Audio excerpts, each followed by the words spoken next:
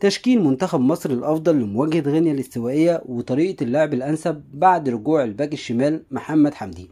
بما إن بقى عندك باك شمال محمد حمدي وده في مكانه وفي عدلته، إذا ممكن ترجع لطريقة اللعب 4-3-3 وتلعب بطريقة لعب 4-3-3 في وجود محمد حمدي في عدلته باك شمال وفي وجود محمد هاني باك يمين.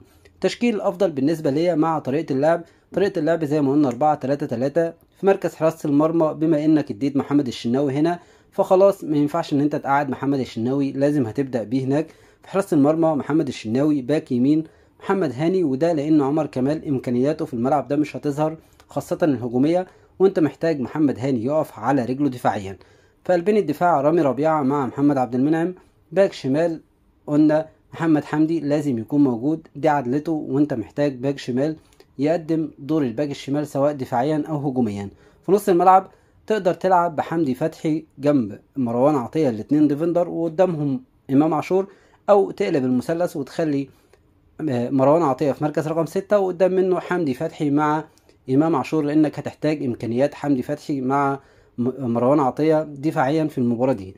زي ما قلنا في نص الملعب امام عاشور حمدي فتحي، من خلفهم مروان عطية او مروان عطية وحمدي فتحي على خط واحد. في الثلاثي الامامي محمد صلاح على اليمين، مصطفى محمد راس حربة وتريزيجيه على الشمال. ده التشكيل الافضل لمنتخب مصر مع طريقة اللعب الانسب بالنسبة لنا 4-3-3. بالنسبة لنا لازم نرجع لطريقة اللعب التقليدية والعادية واللي العالم كله بيتبعها، ان احنا نلعب ب4 في الخلف، ما نلعبش ب3، لان احنا مش قادرين نوظف اللعيبة بشكل صحيح في مركز ال3 وما بنقدمش بها افضل اداء.